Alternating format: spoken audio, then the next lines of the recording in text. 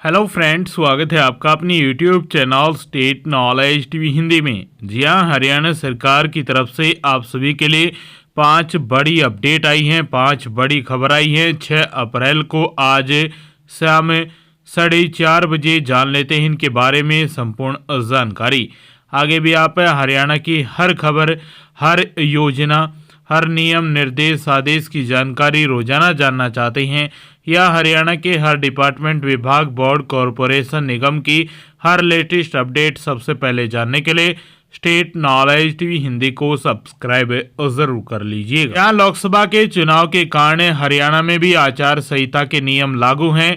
आचार संहिता लागू होने के कारण सरकार बड़ी घोषणाएं नहीं कर सकती, लेकिन कुछ खबरें आप सभी के लिए। जी हाँ, सबसे पहली और बड़ी अपडेट आई है आप सभी के लिए। अब विजिलेंस से जाएगी लोकायुक्त को रिपोर्ट। बता दें कि एंटी करप्शन ब्यूरो की ओर से अब कोई भी जांच रिपोर्ट सीधे लोकायुक्त को नहीं भेजी जा सकेगी। एसीबी को यह रिपोर्ट विजिलेंस विभाग को भेजनी होगी। वहां से रिपोर्ट लोकायुक्त के पास जाएगी। इसे लेकर मुख्य सचिव टीवीएसएन प्रसाद की ओर से दिशा निर्देश जारी कर दिए हैं। बता दें कि निर्देशों में कहा गया है कि अब लोकायुक्त द्वारा कोई भी जांच कराई जाती है तो एसीबी सीधे वापस रिपोर्ट लोकायुक्त को भेजती है, इसलिए विजिलेंस विभाग को इसकी कोई जानकारी नहीं होती है। इसलिए सरकार ने इस मामले पर पुनर्विचार करते हुए निर्णय लिया है कि भविष्य में जिन मामलों में जांच के आदेश माननीय लोकायुक्त द्वारा एंटी करप्शन ब्यूरो को दिए जाते हैं, उनकी जांच रिपोर्ट शासन विजिलेंस विभाग के जरिए ही लोकायुक्त को भेजा जाएगा। निर्देशों में लिखा गया है कि एसीबी को इन मामलों में सख्ती से आदेशों की पालना करनी होगी।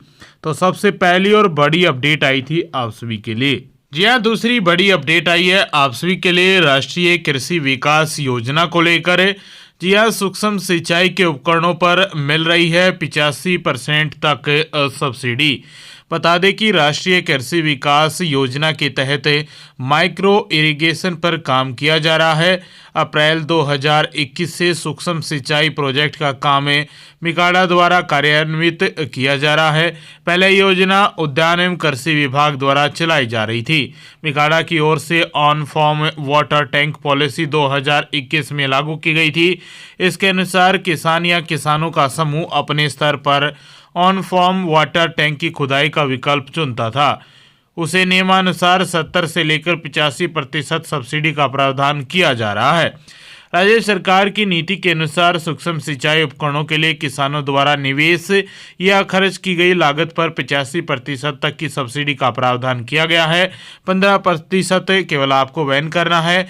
राज्य की ओर से हर साल इसका लक्ष्य भी तय किया जाता है। माइक्रो इरिगेशन स्कीम के तहत खेत में तालाब निर्माण के लिए सब्सिडी दी जा रही है। साथ ही 2 HP से लेकर 10 HP तक की क्षमता के सोलर पंप स्थापित करने के लिए सरकार किसानों को 75% सब्सिडी भी दे रही है।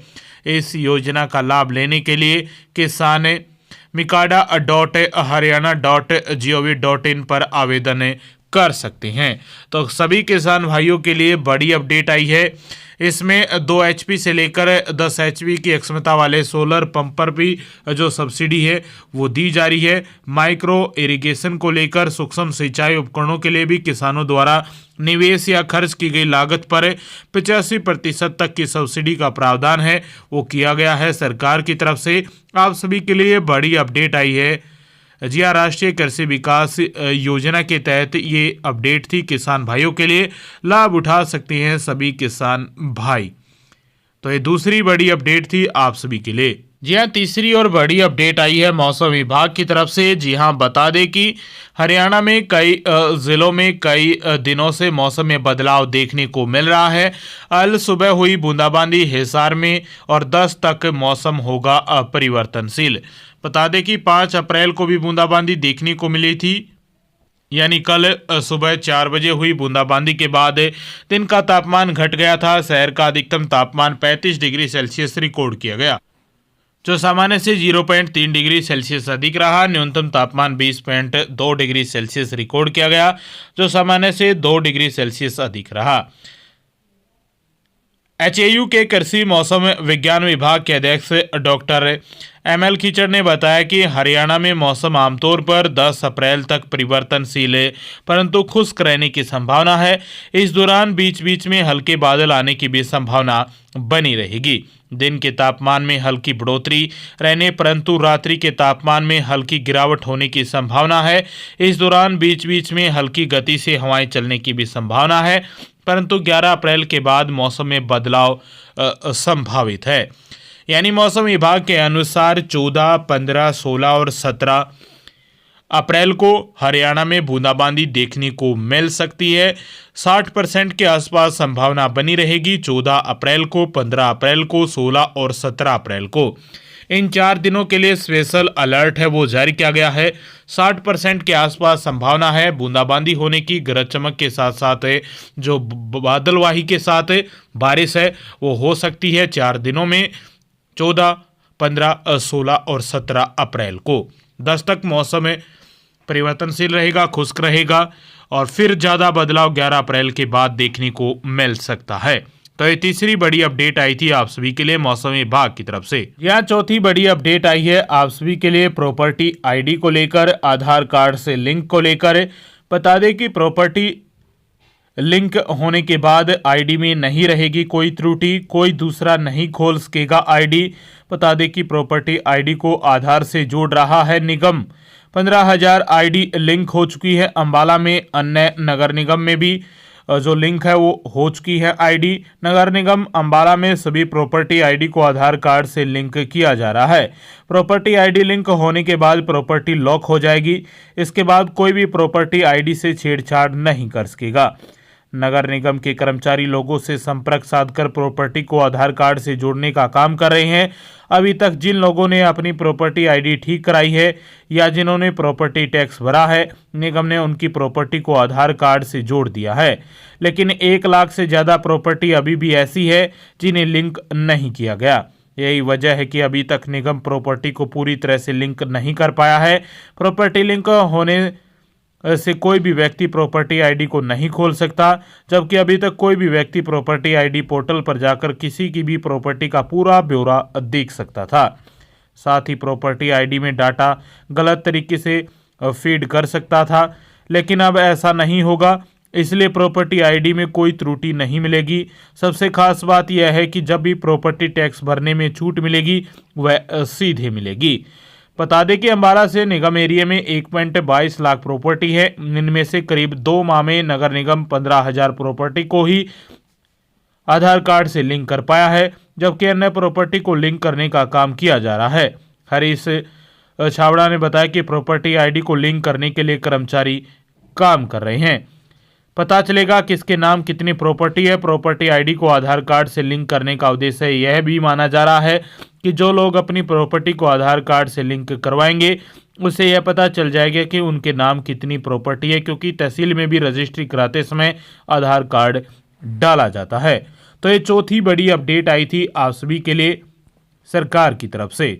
जी हाँ, 5वीं अपडेट आई है। 5वीं अपडेट में कई खबरें हैं आप सभी के लिए। पहली, सीबीएसई ने बदला 11वीं 12वीं का एग्जाम में पैटर्न। अब 50% सवाल एप्टीट्यूड बेस्ड हो गए। बता दें कि रटने के बजाय सीखने पर जोर होगा। 9वीं और 10वीं क्लास के इवैल्यूएशन प्लान में बदलाव नहीं है। Central board of secondary education CBSE ने अपना इवैल्यूएशन स्कीम में थोड़ा बदलाव किया है। न्यू एजुकेशन पॉलिसी के तहत सीबीएसई ने एकेडमिक सेशन 2024-25 से 11वीं और 12वीं एग्जाम पैटर्न में बदलाव किया है। इसके मुताबिक 11वीं और 12वीं के एग्जाम में 50% सवाल एप्टीट्यूड बेस्ड हो गए। अब तक ऐसे सवालों की वेटेज 40% होती थी। ये सवाल ऑब्जेक्टिव टाइप और केस स्टडी आधारित हो सकते हैं। इन सवालों में स्टूडेंट की जो एनालिटिकल एबिलिटी जांची जा सकेगी। ये सवाल नॉलेज की इस्तेमाल पर आधारित होंगे। एक और परिवर्तन करते हुए सीबीएसई ने जर्नल मेमोरेंडम सवालों की संख्या को 40% से घटाकर 30% कर दिया है। सिलेक्ट रिस्पॉन्स टाइप सवालों की संख्या पहले की तरह 20% ही रखी गई है। वहीं बोर्ड ने यह भी स्पष्ट कर दिया है कि 9वीं और 10वीं क्लास के इवैल्यूएशन प्लान में किसी भी प्रकार का बदलाव नहीं किया गया है। दोनों क्लासेस में एप्टीट्यूड बेस्ड सवालों की वेटेज पहले की तरह 50% और अन्य MCQ मल्टीपल चॉइस वालों की वेटेज 20% और short and long answer types वालों की वेटेज 30% रहेगी। तो ये बड़ी अपडेट आई थी आप सभी के लिए। 5वीं अपडेट में पहली खबर थी। इसके साथ रेलवे में 1000 से ज़्यादा अप्रेंटिस के पद हैं। 10वीं पास को मौका दिया गया है, आप अप्लाई कर सकते हैं। DRDO में अप्रेंटिस के 60 पदों पर मिलेगी भर्ती का मौका। आवेदन 12वीं तक है। Defence research development organisation apprentice के 60 पदों पर काम करने का मौका दे रहा है। उम्मीदवार 12 अप्रैल तक ऑफिशियल वेबसाइट rse.gov.in पर आवेदन कर सकते हैं। तो 5वीं अपडेट में ये बड़ी खबर आई थी आप सभी के लिए। जी हाँ, बड़ी अपडेट आई है पंचकुला जिले से। 5वीं अपडेट में अंतिम खबर है आप सभी के लिए। बता दें कि मेले की तैयारी को लेकर DC और श्राइन बोर्ड के अधिकारियों और पुलिस अफसरों ने मीटिंग की है। पंचकुला में नवरात्रि 9 अप्रैल से लेकर 17 अप्रैल तक हैं। श्रद्धालुओं के आने जाने के लिए फ्री चलाई जाएंगी ऑटो। 9 अप्रैल से 17 अप्रैल तक चैत नवरात्र मेले का आयोजन किया जाएगा।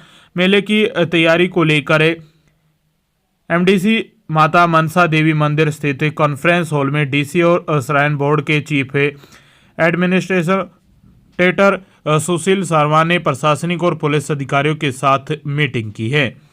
तो बता दें कि इसमें एक बड़ी अपडेट आई है कि श्रद्धालुओं के लिए आने जाने के लिए फ्री चलाई जाएंगी ऑटो। तो आप सभी के लिए बड़ी अपडेट आई है।